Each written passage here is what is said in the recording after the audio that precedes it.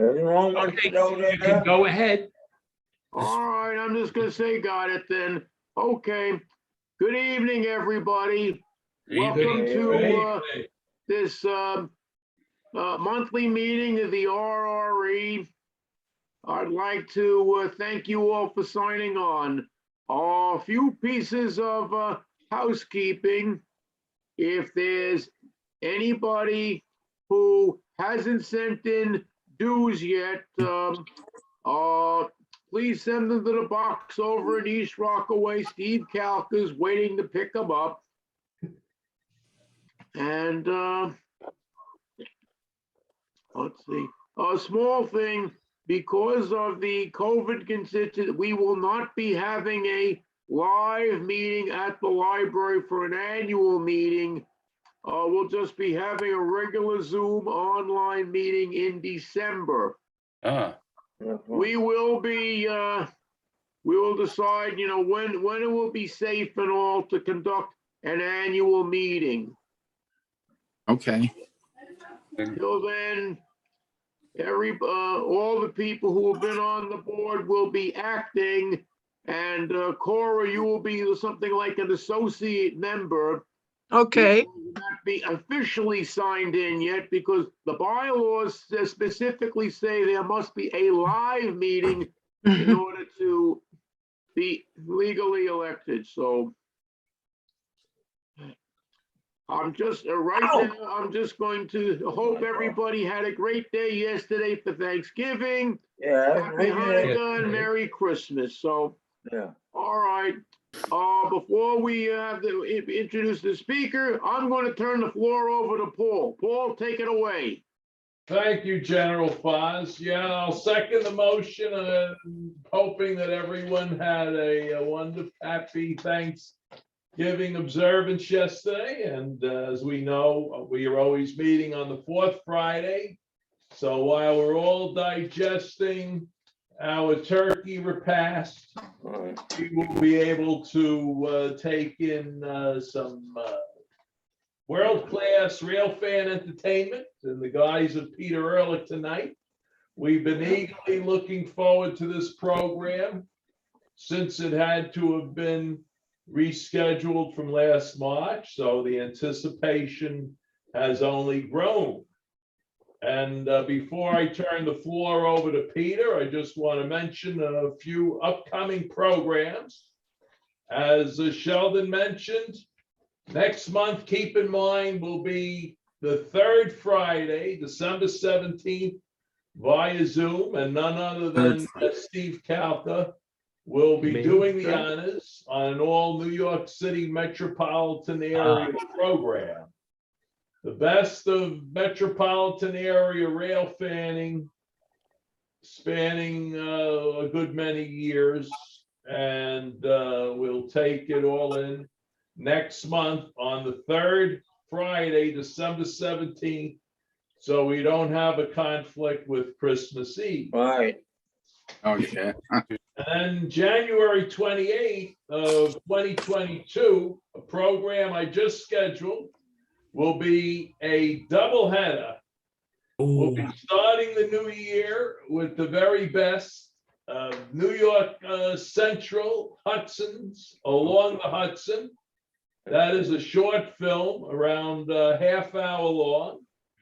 And it'll feature our favorite steam locomotive, the New York Central Hudson, along the waterline. We'll be viewing the 20th Century Limited, the Commodore Vanderbilt, the Pacemaker, and the Empire State Express, amongst others. And freights. Oh, yes. And then for the main event, we'll be treated to, once again, we'll be alongside the Hudson River route, a cab ride on the Amtrak Lakeshore Limited from Croton Common to Grand Central. How nice. So we'll all be looking forward to that next month, rather January 28th. And looking ahead to February, we'll be in the very good hands of, as Sheldon mentioned, Cora Soa. And Cora will take us to none other than Pittsburgh, Pennsylvania, a favorite destination for rail fans for many, many years. That's the Three River City and the Golden Triangle and the City of Bridges and everything that goes along with that. That will be February, our usual fourth Friday. So please stay tuned for the following programs that will rapidly be scheduled. And as Sheldon mentioned, that will be all via Zoom.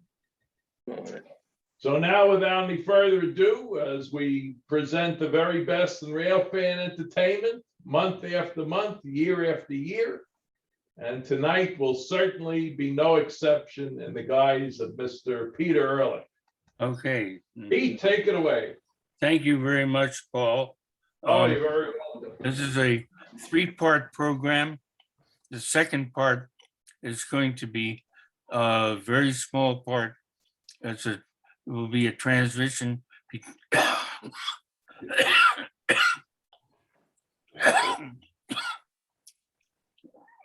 between San Francisco and Prague, but the short section looks at a few of the Burlington Northern E units that served until 1992.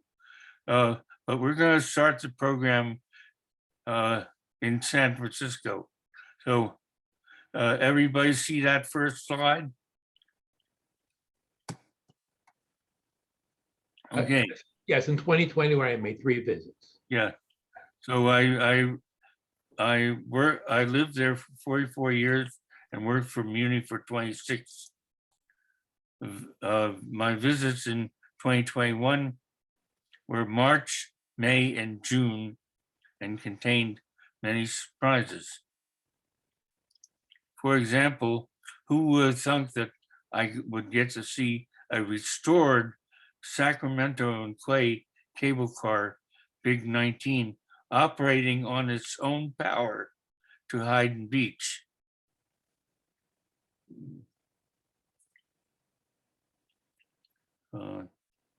Okay, but there it is, passing the Washington Mason car house. I'll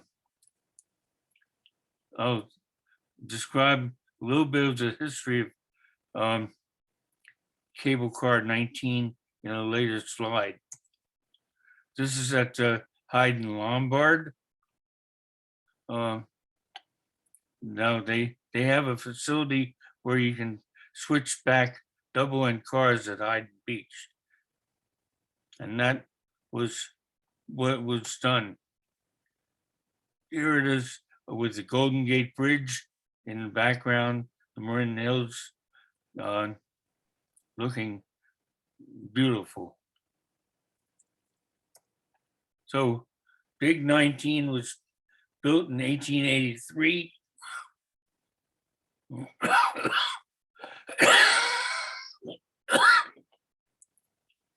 Rebuilt in 1908. The line was retired in 1942, and 19 was restored by Muni in 2019. And the PCC fleet, meantime, in March, they didn't take passengers, but were doing testing, burn-in, and training runs. On May 13th, they returned to service following post-COVID restrictions.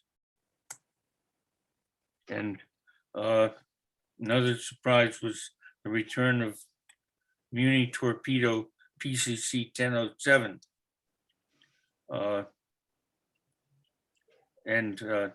This has been held back by Brookville because of COVID problems. But anyway, it's back on Muni and looking good. There it is in March, just after it got returned from Brookville. You see the squared off numbers, which were the original number style in 1948. Here are a few scenes from March. 1051, Muni simplified climbing the grade in Dolores Park. 1055 at Pier 39. This is a Philadelphia car. Pacific Electric 1061 near the Ferry Building. 1059, the Boston car on a very rainy day. It's 7:45. We're gonna ignore that. 1070, these were the colors first worn by the newer cars when they got them in 1954. 1060 and 1070 at Cass Street. 1057 Cincinnati. 1006 the one of the torpedoes was out on burn-in.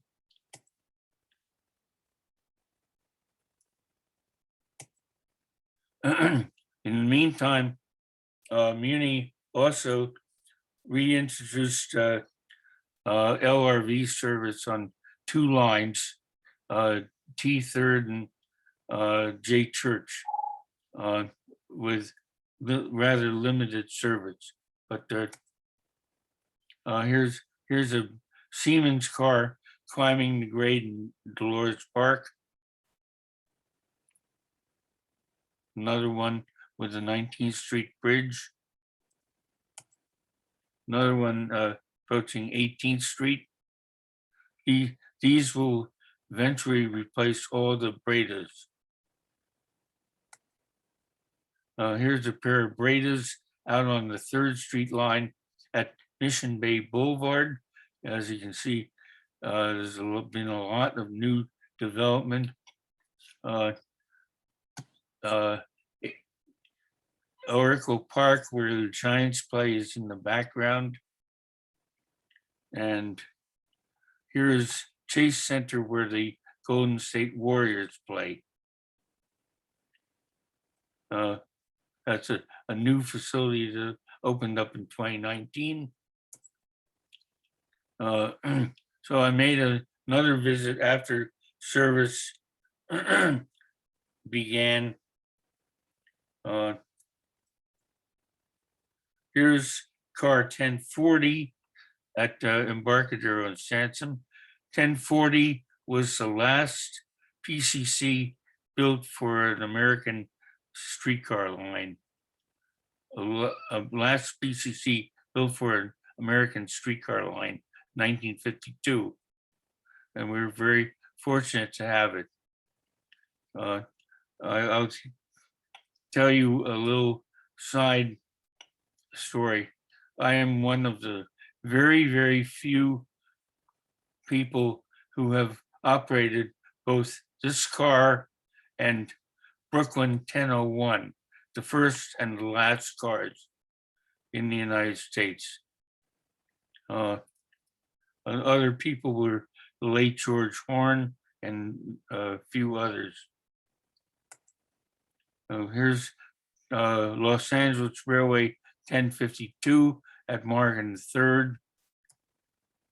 1057 approaching 3rd Street.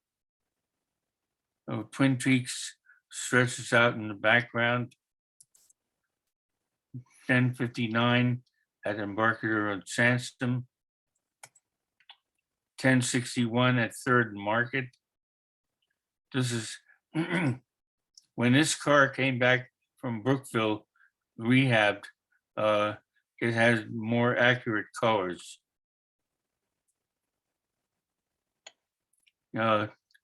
Later in, I spent a morning at the bottom of the grade at Church and 18th shooting the pullout. Here's 1055, Philadelphia, 1955 colors. Boston, 1059. Here's Washington, D.C., 1076 at Embarcadero and Sansom. 1080 Los Angeles Transit lines approaching 18th Street. Here, now this was a story in itself. 1040 was outbound at 18th Street. The operator rang the gong, and I thought, oh, ho, ho, another Breda coming uphill. It was so quiet going uphill that I missed getting a front shot. And the operator was a good friend of mine. So I missed out on that. So anyway, that's 19th Street Bridge.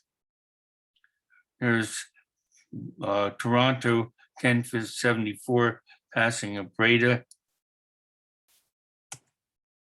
Breda at 18th Street. Breda going under the 19th Street Bridge. This is 1051. This is the car set to represent the late Harvey Milk, who was a beloved San Francisco supervisor who got assassinated in 1978. So that's his car. This is 1053, the Brooklyn car. Now, you never saw a Brooklyn car looking this good, have you? Doubtful. 1058, Chicago Transit Authority in its Mercury Green and Croydon Cream and a Swamp Holly Orange belt rail livery of 1947. And increased service came in June with cars began at 7 o'clock and ended at 11 o'clock at night. Here's Cameron Beach Yard. This is 1050 St. Louis, 1011 Market Street Railway, a livery that Market Street Railway never operated.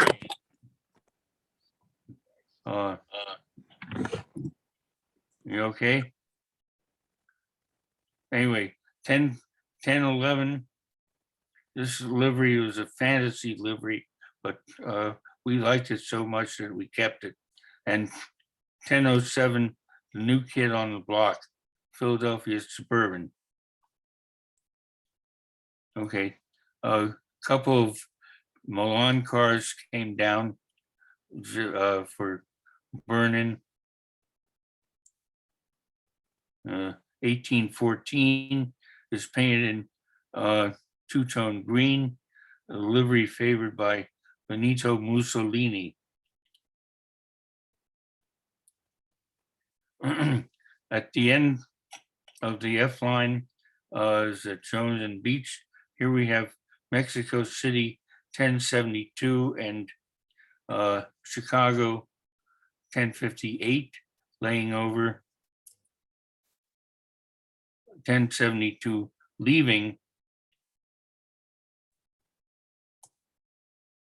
And 1052, the Los Angeles Railway 1937 livery car with Embarcadero 4 as the backdrop.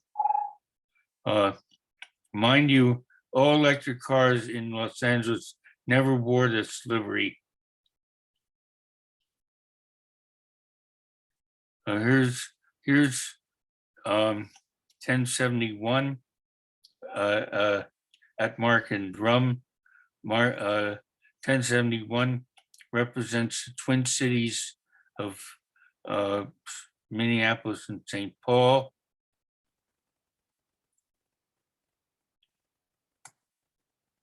$10.80 at the Don Chi Way at Embarcadero, ferry building in the background. And they brought out the boat. This is one of two Blackpool open-top trams built in 1934, and they use it for training purposes and for special occasions. Here it is with 1071 at Don Chi Way, going outbound, passing 1052 on the Embarcadero at Pier 39.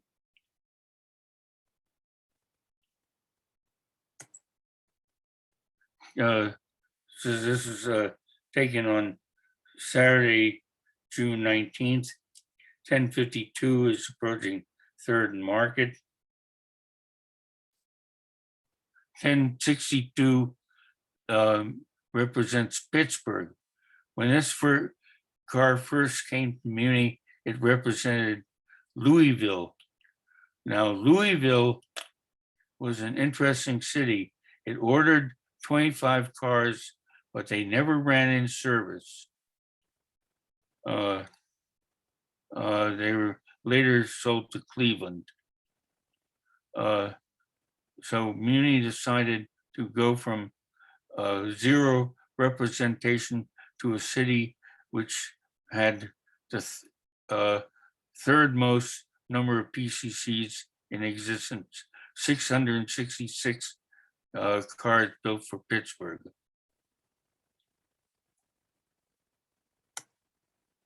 Uh, 1052 again.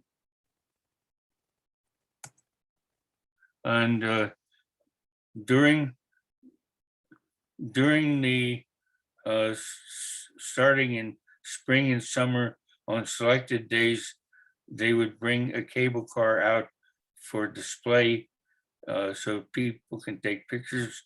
Here's car 26, a Muni historic livery card, and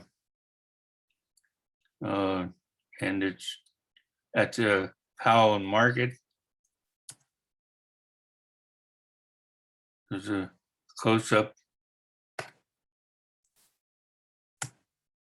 And 1026 and 1051 had a meet, which was staged. Now we're at 17th and Castro, 1052, leaving the outer terminal.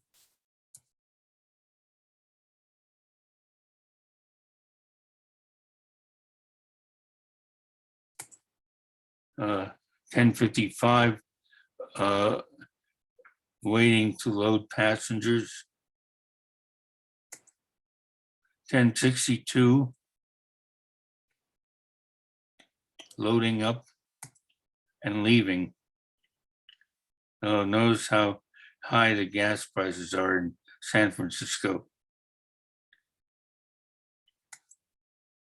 1072 is in the background in this picture. It'll eventually pull up to the island. This is a shot of 1058 taken through a plexiglass pane in Orphan Andy's restaurant.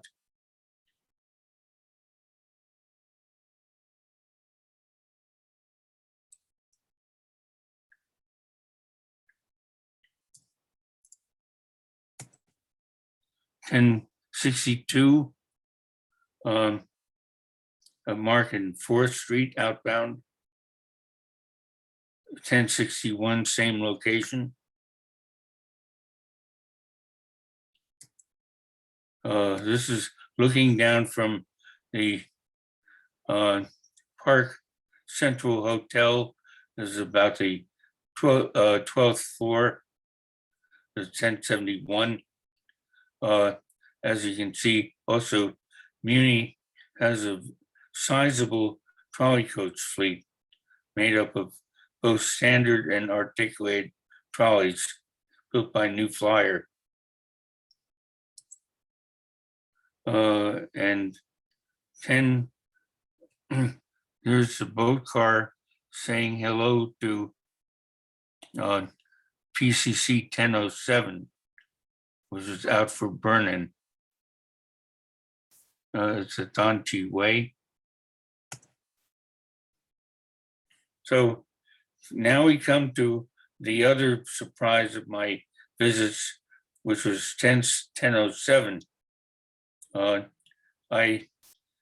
wanted to get many shots of this car. It's 8 o'clock.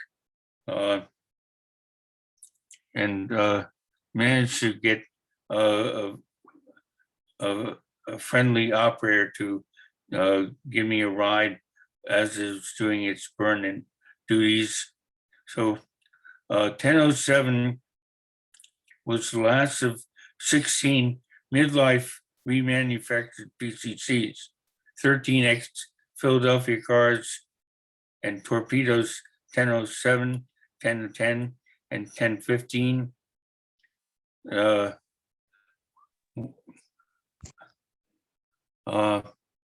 And went into burn-in testing. It was delayed greatly by problems affected by COVID, which affected both the remanufacture and the schedule. But here it is back in San Francisco. Now we're going to take a look at what 1007 looked like over the years. There's original livery up to 1982 and on the J line. 10, when it came back from its first remanufacture in 1995, it was painted in Breda 1996 colors. These proved not to be very popular. And at the first opportunity, it got repainted into Philadelphia Suburban, which it states today. This is an earlier version of 1007 at Pier 39. And here is 1007 looking really beautiful, with squared off numerals on the corners, and the slogan Phila.suburban.trans.n.co on the letterboard. And this is a church in 18th. The church was used to film Sister Act back in 1993. Here we are in Dolores Park going inbound. This is a high dynamic range image. This is a Church and Market, 14th Street, brand new apartment building on the opposite corner. Everything about this car is gorgeous.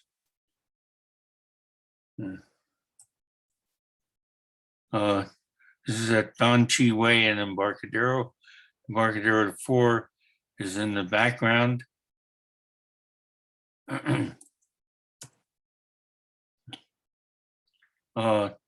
This shot is at Embarcadero and Bay Street. There is a crossover here where double end cars can cross over from inbound to outbound trackage, and the torpedoes come with these roll signs stating as such. That's where they go. This is at Don Chi Way and Stewart, ferry building in the background.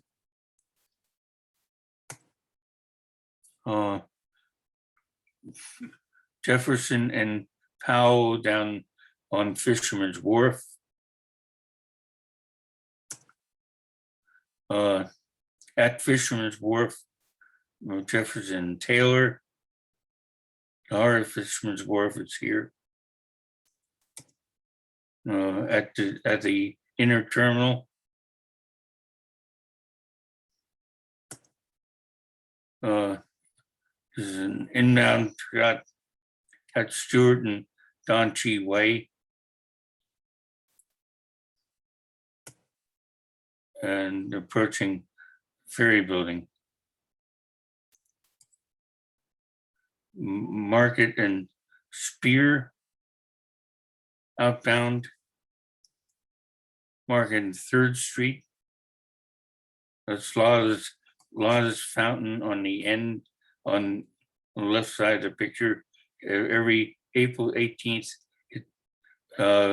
water flows to commemorate the earthquake. Here's the obligatory Dolores Park outbound stop at Dolores Park and 20th Street.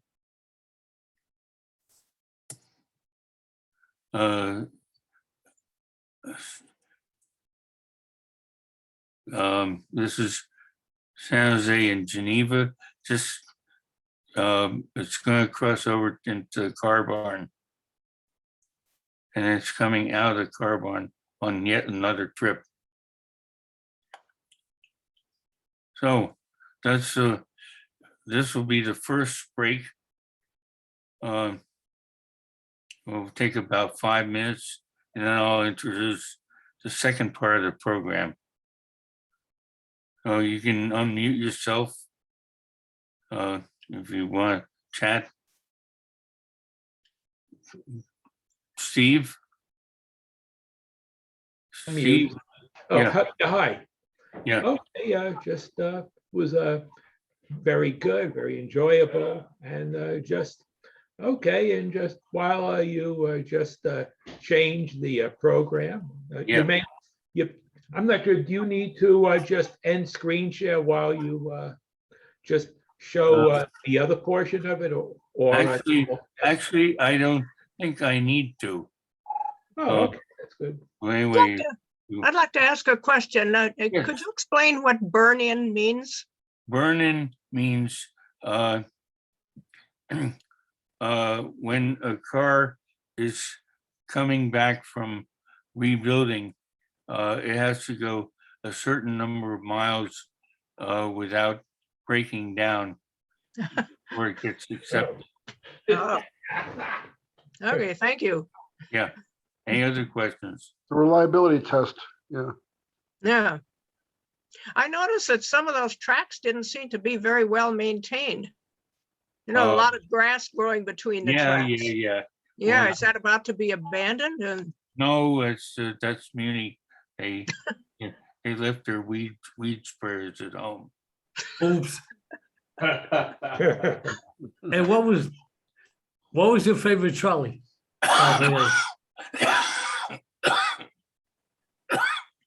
Take a drink. Yeah. Actually, I had many. 1007 was one among the torpedoes. Yeah. I loved operating Muni's Car 1 built in 1912, and I loved operating the New Orleans car for a completely different reason. How did you learn to operate those streetcars? Hmm? How did you learn how to operate those streetcars? I learned in 1982 through a guru named Jack Smith. He showed me everything I want to know. what was your reason for preferring one car over the other? The way they appeal to the public. Ah, Mm. was one more easy? Were the controls more easy on one than the other? Well, car 1 and New Orleans 952 and some of the other air cars, basically had the same controls. And it was an art form. It was easy to make the car go. It was an art form to make the car stop with air brakes. Did you ever get to San Diego when it opened? Hmm. Yeah, I went to, I was there in August 27th, 2011, when they introduced Silver Line. Well, I was there in 1980 when it opened. I was in Yeah. the Navy. Oh, it's nice. Mhm. And there was a book, yeah, one of the operators put a book out. Okay, I hope okay. she's- If there are no more questions, I'm I going, have a question. yes, I never got the screen in the beginning. All I saw in the beginning of your program while you were narrating was everybody else's faces and not the program. oh, Have to slide it. You have to slide it over. Well, yeah, I finally found something that, brought up the display. yeah. Okay, Well, they made it work for you. Hello, everyone. All right, I'm going to move on to Hi, Mike, how you doing? next Okay. phase of the I'm program. going to mute. Okay, everybody mute except me. Okay. All right. This brief interlude shows the venerable Burlington Northern E8s and E9s that it used on its Metro commuter service out from Chicago to Aurora. I was there in 1991. I don't have as many images as I would have liked, but it basically shows an example of what there was and why it was there, and the reason for its their replacement. So the E units were built between 1948 and 1959, and they were rebuilt by BN in a very attractive green color. So let's take a look.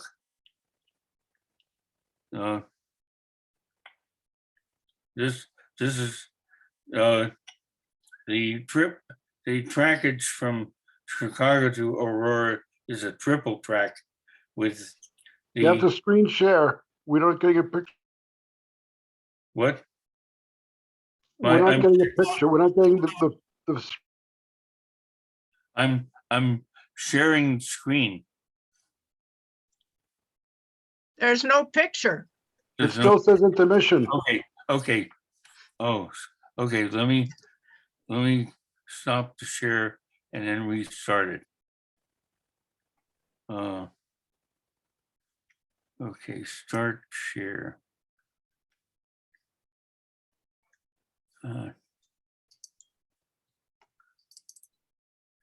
Okay, here. Can you see it now? Yes, yes. Okay. So these ran 1991 was the E unit's last full year, and in 1992 they were phased out for F-59s. Can you see that? Okay. Yes. Okay. All right.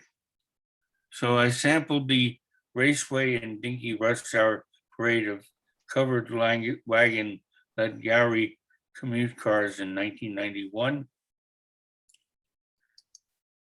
This is at Brookfield. There's a nice zoo here. As you can see, this inbound train is giving off a plume of smoke leaving the station.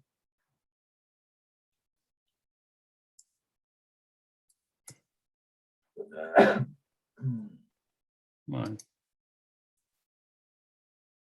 Okay, here's an outbound express passing Brookfield.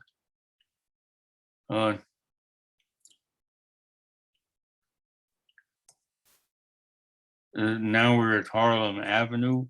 I did a lot of shooting here. This is a high dynamic range image. Again, It's Harlem Avenue. 8:15. No, it's not. And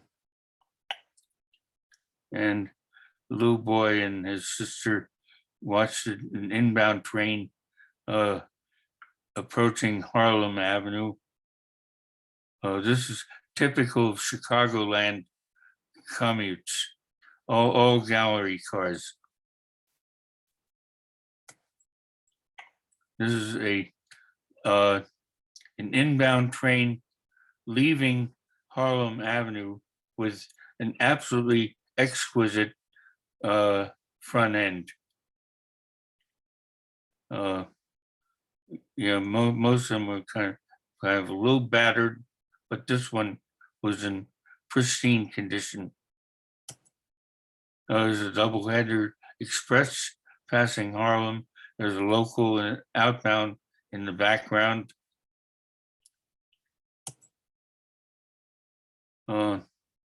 And here is an inbound train. The train on the right is heading outbound. Here's a shot taken from another train. Okay, and then 1992, Burlington Northern and NYRRE replaced the E units with these F-59 Winnebagos, like 187. This is at Harlem.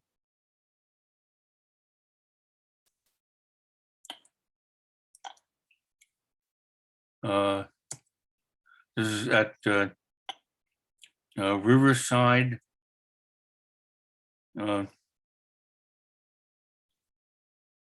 And some F-40s were borrowed from other lines like the Chicago and Northwestern to fill in. And Burlington Northern did its best to imitate the way the gallery cars looked with their lettering. Originally, it read Burlington. Okay, so that's it for BN. Hope you enjoyed a little breather. Now I'm going to go to the main event.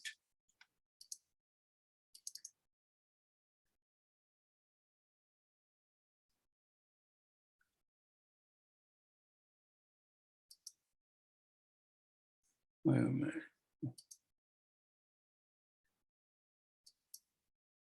Now, Prague. Can everybody see this? Yes, Okay. I made 2 visits to Prague in 2018 and 2019, and let me say that this is if you like trams and if you like PCC T3 trams especially, this is a city for you.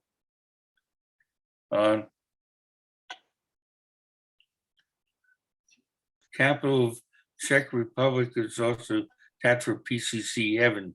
Most of them were built in Prague. Can you see this slide?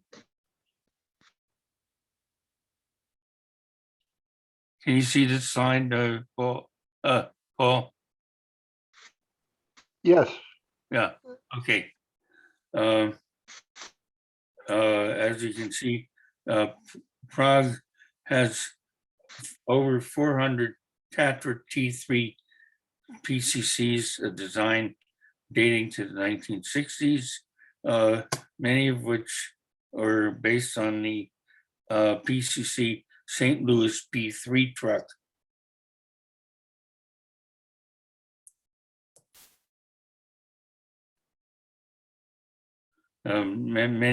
Many other older cars, vintage cars, you know, it's everywhere you go, you still see a tram. Now, here are some, this is a map of the Prague tram system. Let's see. I think the, this is Wenceslas Square area. They don't have trams in Wenceslas Square, but they pass. This is Pavlova, the heaviest tram stop in the world. On line 22, which goes all the way out to here, is the heaviest tram line. It goes from southeast to basically northwest. Prague also has 3 metro lines, which I did not cover. This is the river Vltava, and many of the lines cross the river. Okay, moving right along. Oops, just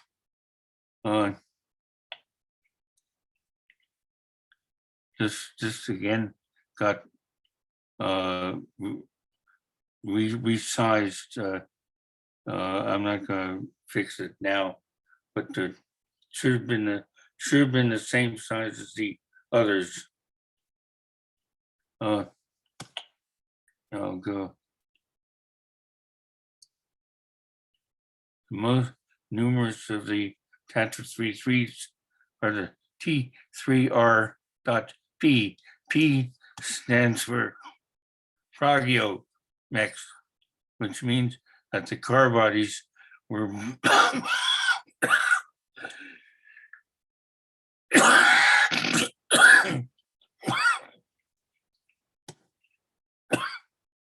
built in Prague. And they've been updated with new controls. Okay, so here's your typical Prague T3 set. This is on the east side of town, north side of town. Nice nighttime shot at Pavlova, line 22, the heaviest in the system. Stops here.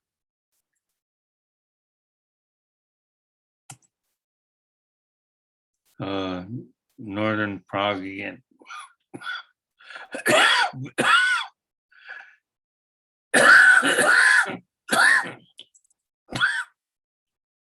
This is a wide open piazza called Malunstraska. And about 5 different routes come through here. This is the Pyramid Hotel, northwestern Prague.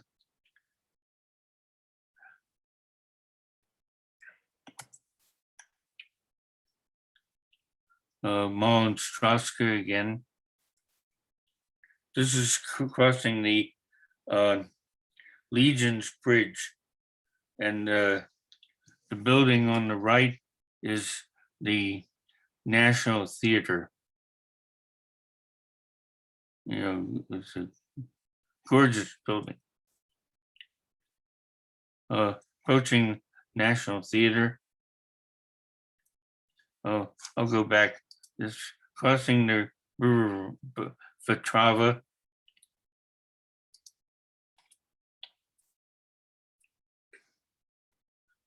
Coming eastward over the river. Line 2 parallels the east bank of the river. Line 2 also only uses single unit cars. Like this is a Phaeton. We're now in the getting more in the southern part of the city. As you can see, they do a beautiful job. This tower has 4 clocks.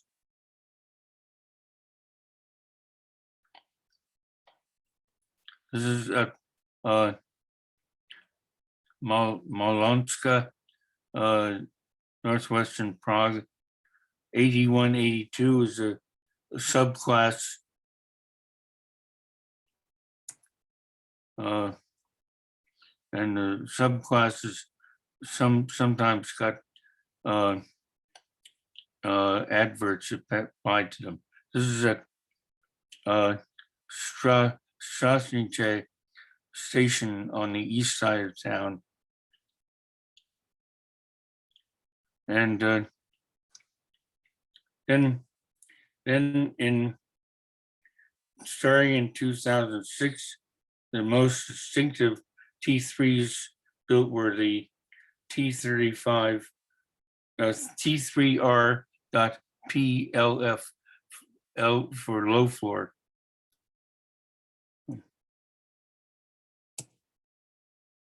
Here's a single unit T3R.PLF running on line 2. This center section denotes where the low floor section of the tram is. The car bodies were rebuilt in Prague, but the motors and controls all PCC. Phaeton bridge.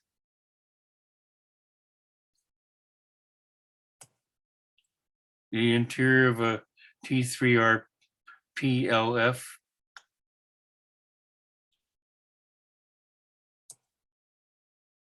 At the southern terminal of line 2.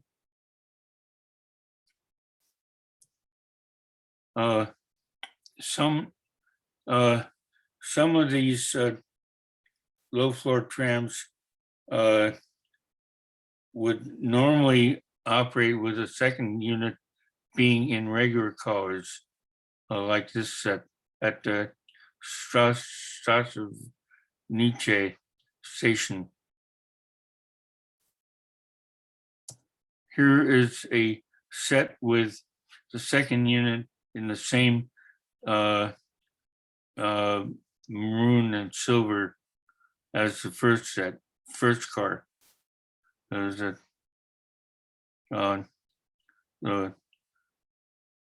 I forget the name of the location, but about 5 different tram lines pass through here. And then there's a set of cars modernized with thyristor controls, but they did not get the rebuilding that the later series got. Okay, here's one of those rebuilt thyristor transitional sets at the Mahlenstrasse, Nemesti.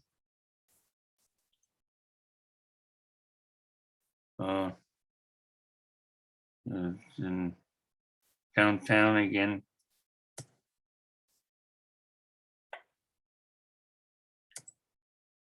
Line 23 is an unusual line. It has the only unrebuilt PCC T3s in Prague. Runs every 20 minutes and features a Y. So we'll ride the 23 line from some Svanarska Y through central Prague to the north end at Kralovka. Here we It's are. 8:30. This is a tram that's waiting to depart to Krylov, to the terminal after it wide. It's about to wide.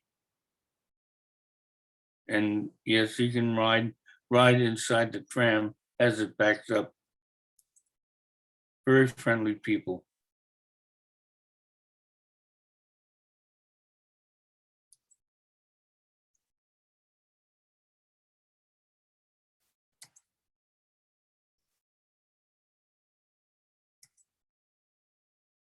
Going around the curve into Kralovka, and at the terminal, about to leave. Some interior shots showing the evolution of the T3s. And there's a PCC truck. This is basically a derivative of a St. Louis B3.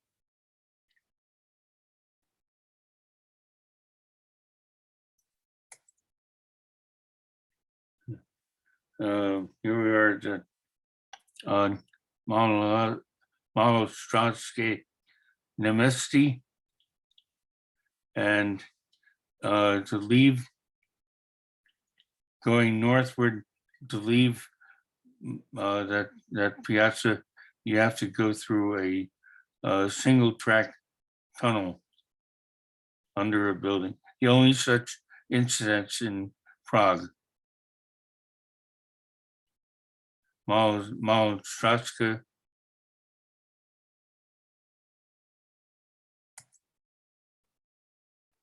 Same location. Now we're approaching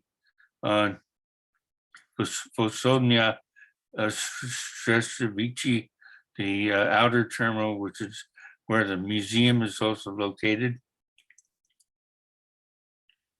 Here's a pair of cars parked at the museum.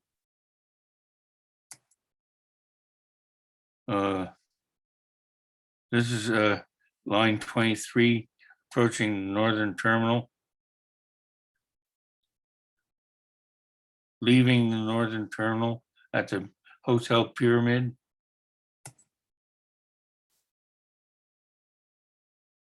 Few terminal shots.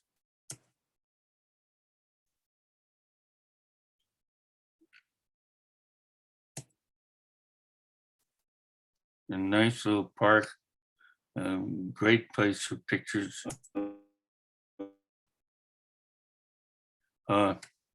Okay, so then there are other trams in someone's not muted.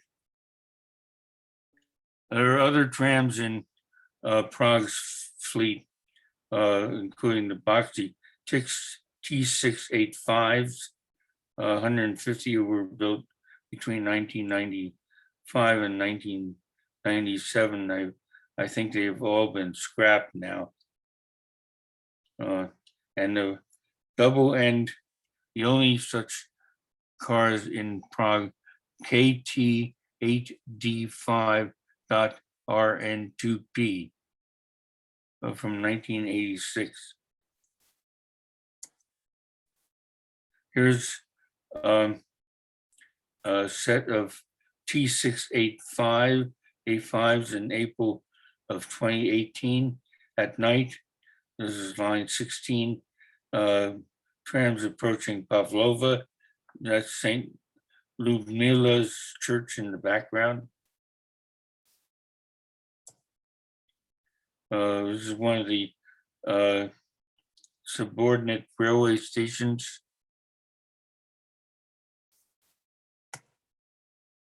This is a double end tram, has a single low floor section here. But five doors per side. And this is a tram crossing Wenceslas Square.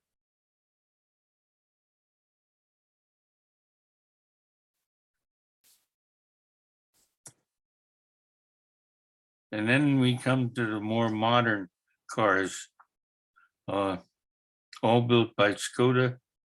First batch was called Porsches because of their styling. Then came the 15Ts and 15T4s, which are the most modern trams in Prague, all single end. Here we are. This is a typical Porsche at near the south end of the system. As you can see, it's this series was used for adverts all over the car. There's another one. This is coming down the very long line 17 grade in northern Prague.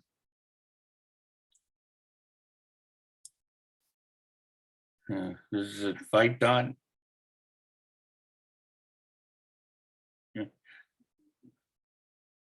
Okay, here here at exhibition is a car with adverts on it and a naked Porsche. As you can see, a big difference. Another naked Porsche near Wenceslas Square.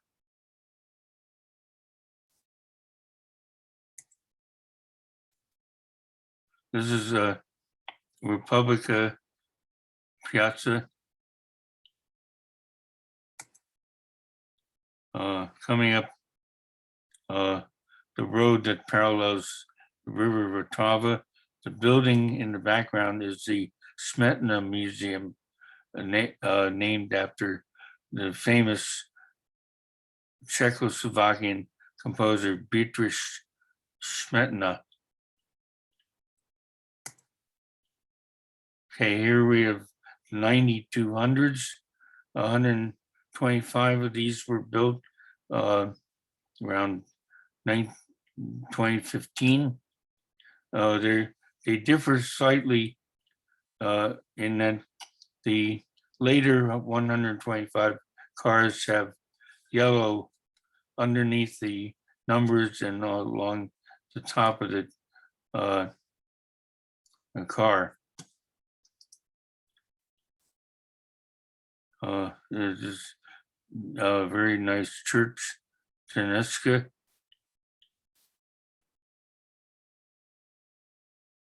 This is the same railway station. It's a supplemental railway station, but it's very popular and beautiful glass enclosed station. This is a shot of a tram passing through Wenceslas Square, and I use the palette knife filter to make it look strange. Okay, here we are crossing the Legion's Bridge.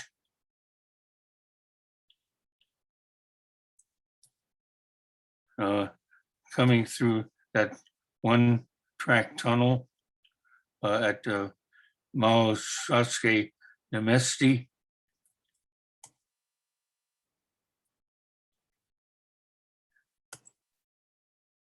Okay, coming up from exhibition.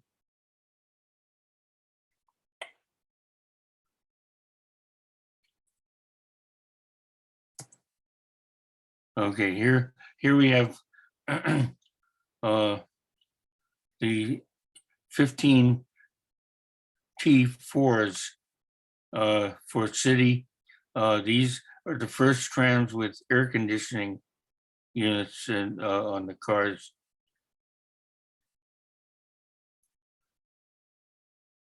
Mall and Trutska.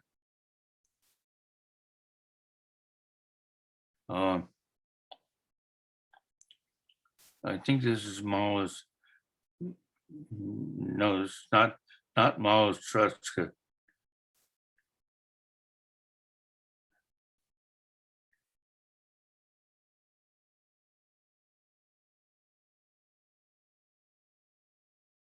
Here you can see the yellow underneath the numerals crossing the Legion's Bridge. Legion's Bridge going the other way with the State Theater in the background. And the State Theater all lit up at night.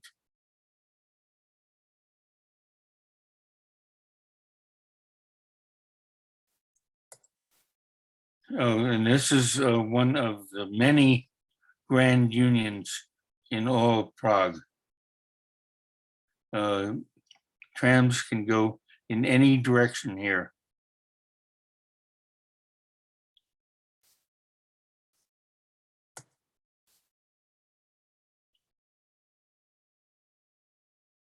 A nice shot. Approaching the outer end of line 9, very heavy line. Now we come to what the DPP has done, and that is to promote its big fleet of historic trams. They run them on weekends on line 41 between Fosnova, Strzelecki Museum and into Exhibition Park.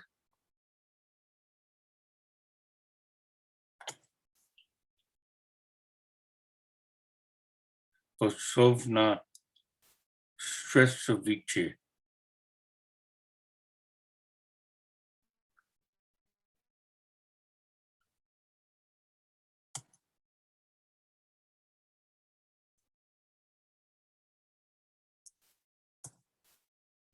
Okay, the terminal of line 41 is at the museum. There is a restaurant here which provides good food.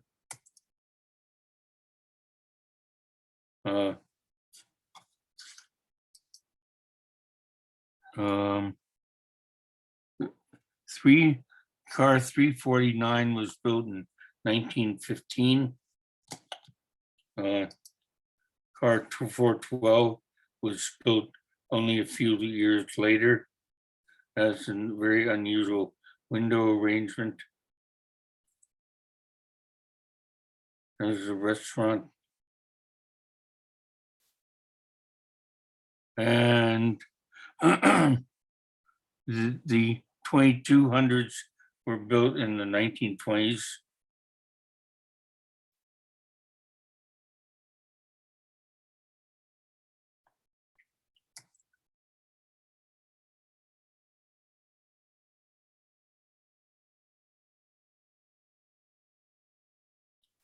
En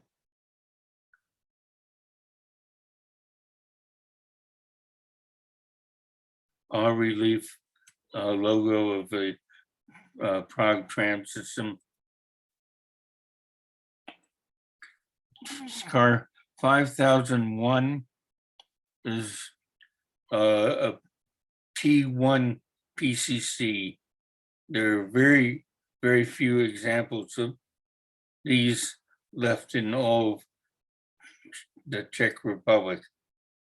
But these were built around 1952 and and then they were superseded by the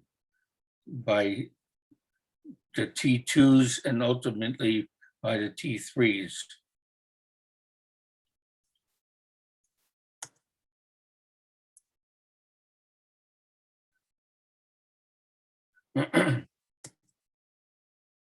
Okay, approaching Vosovna Stresovici. We're out on a day's It's run, 8:45. coming into the museum.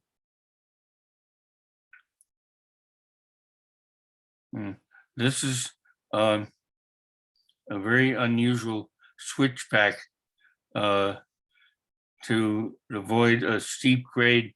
Trams go on this line around the mountain and end up here.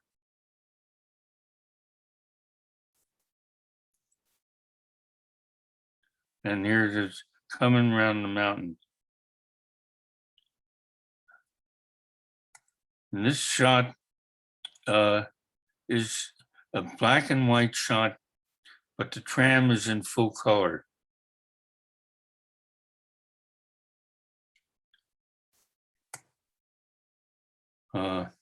This is Malin Straske. This is one of the more modern trailers in use. This is a tram on the diversion because of a parade. Here we are at, this is not, oh, this is Legion's Bridge. Yeah. Okay, here's the T1 PCC crossing Legion's Bridge going towards Exhibition. This is Piazza Republiki.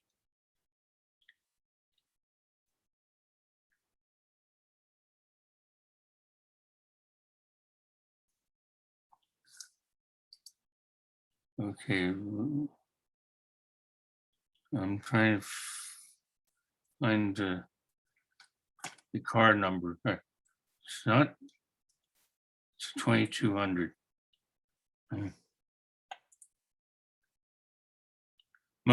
Most of the streets in Prague are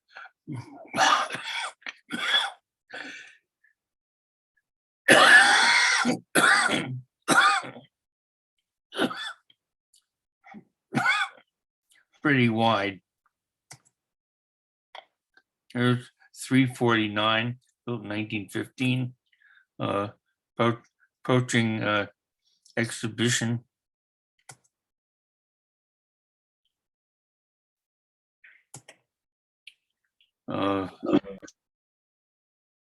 Okay, this is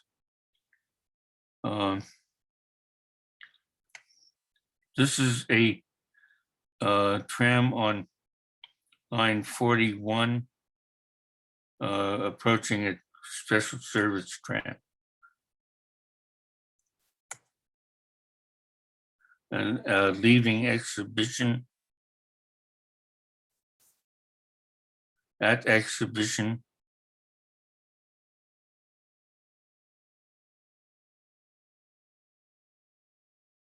they lay over in the park, as does the newest series of trams, the 15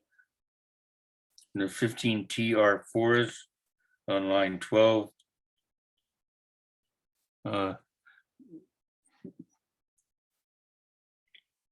Leaving Exposition at the terminal again. 2210 was built in 1920s.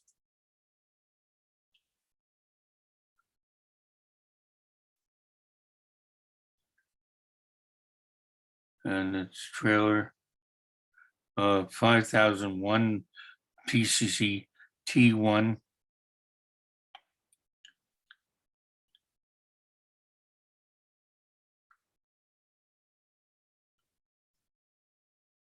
Okay, we're back at the museum. 349 is about to set out for a special service charter, and they do these every day of the week. Legion's Bridge, I think is Sister 351. Yeah, there's 351. This is alongside the river Vetrava, Malostraska, at the depot.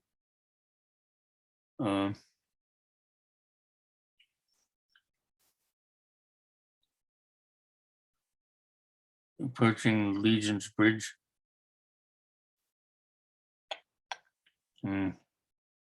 This is near Pavlova. And this is as far south as I got to see a vintage tram. This is at the Viton Bridge.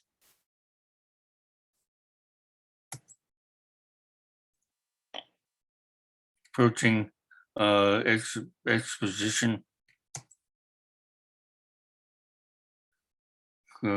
Another crossing of the Vetrava.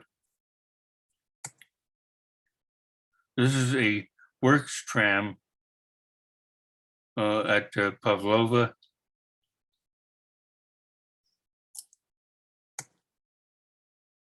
This is a training car. This is at Stresovice station. The tram had just left the depot, which is around the corner.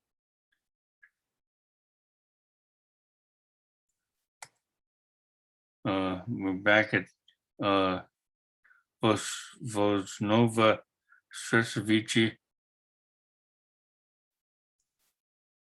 And this is a sightseeing tram at Vosnova. And come on, and that's it. I want to thank you all for coming, and you can unmute yourselves. Hope you enjoyed the shows. Very nice. Great. Oh, yeah, photograph. very Thank you good, very much. very nice, yes. Excellent photography. Peter, Okay, Good to see. oh, you might as well just Prague. end screen sharing if that's the end of the program. Yeah, that's the end of the program. It was really good, Oh, thank you. Yeah, very good. yes. particularly the Prague portion, being that I haven't seen much of that system before. Peter? Yes, that's Yeah. right. I haven't seen that much. Hi there, how you doing? Peter, you mentioned that the Tatras were like PCCs and had like PCC trucks. How did they learn that? Did they just take the American design and like copy it, or how or Yes, is this like they homegrown? did. That's what the commies did. Ah, Yep. how did you get a? They did somehow get a license from the Transit Research Corporation to produce these trucks for European trams. And that's how they ended up being so popular in Europe. You know, the communists just went whole hog in making copies. Did everybody get that? Yes. Oh, yeah. How did Must you be get, a domestic producer. Well, you know, there were other producers of the American PCC trucks, and one of them was La Bourgeoise in Belgium. But the communist bloc countries were the most popular PCC truck producers. I see. I did get a picture, a color photo with a black and white background. Oh, that was easy. What I did was I made it was originally a black and white You know what I photo, always- and if I then determine an and then, error. then I plopped the message color. in sign on, maybe tramp. that's a clue. Hmm. Hmm, And then you did, how did you get the color? I just copied, traced around the color picture of the car and used it on the black and white. Oh, Yeah. nice. Mhm. Yeah, yeah. I do things like that. Like a Photoshop. yeah. Yeah. Yeah, you did a nice job. It with was that. like an advanced version of Photoshop. Yeah. So. Somebody told me about a free version of Photoshop called GIMP that Yes. I only recently installed, but I really didn't start fooling around with it yet. I ought to. Hmm, Yeah. So. Oops. Wrong one. Oh. Okay. Where is?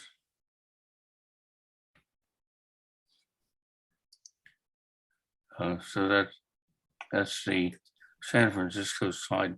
You know, so basically, these Zoom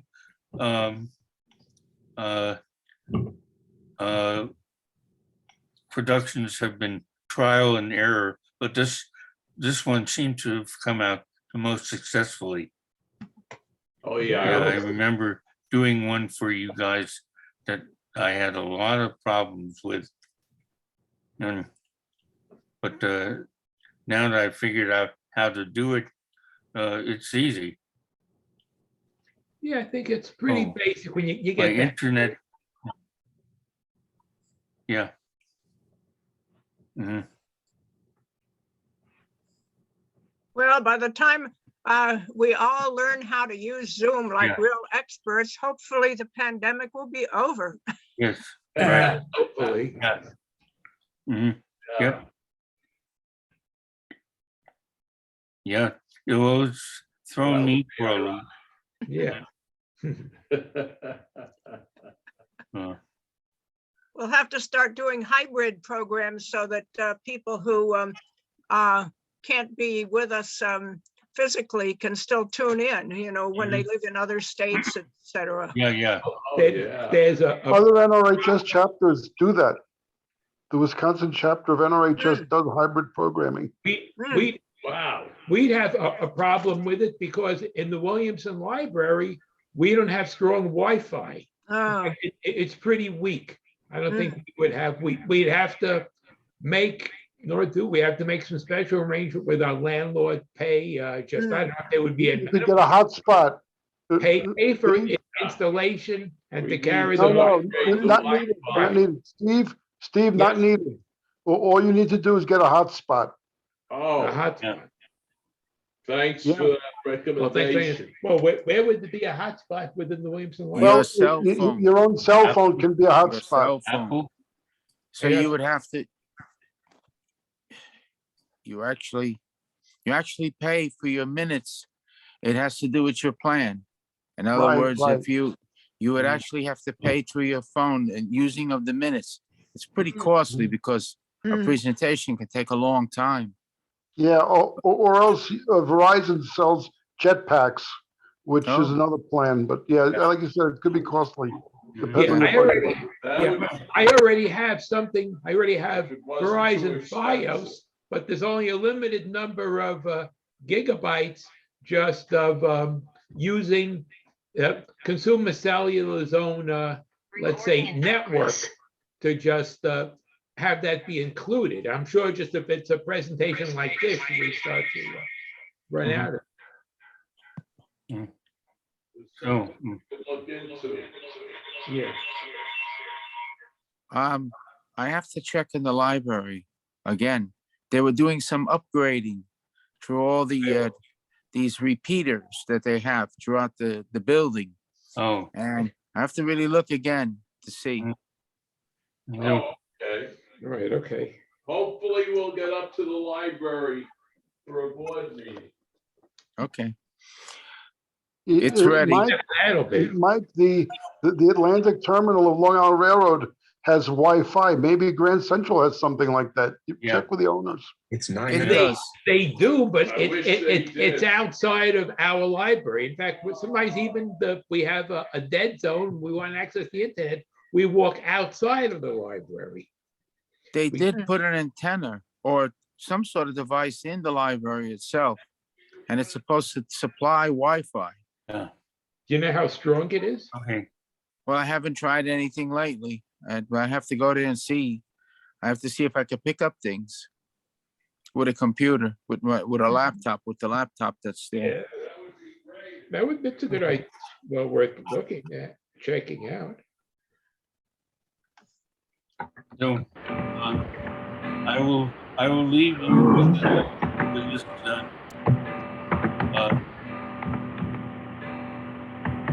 All right, Peter. wait, let me, Oh, I got the new, I will leave you with this picture of I wonder where that, 7. okay. Yeah. This, Ah, uh, Beautiful colors. this is a thing of beauty. Yeah. I got the new rail pace today. There's a picture of the DE 30 in there from the LAST trip. You know, this, I had a dream where I would, when I worked for Muni, even after I left Muni, of arranging all of the torpedoes in numerical order. wow. You know, it's a, you know, you go from pictures like Philadelphia Suburban and Market Street Railway, Dallas, Illinois Terminal, Muni 1939. You know, what a color array. You know, one of the greatest ideas that Muni management ever had was to have Muni represent cars that ran in other cities.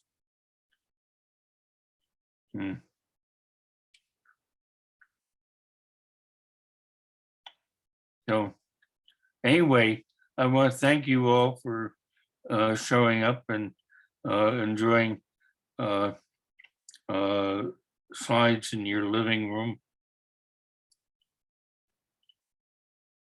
And so I'm gonna sign off.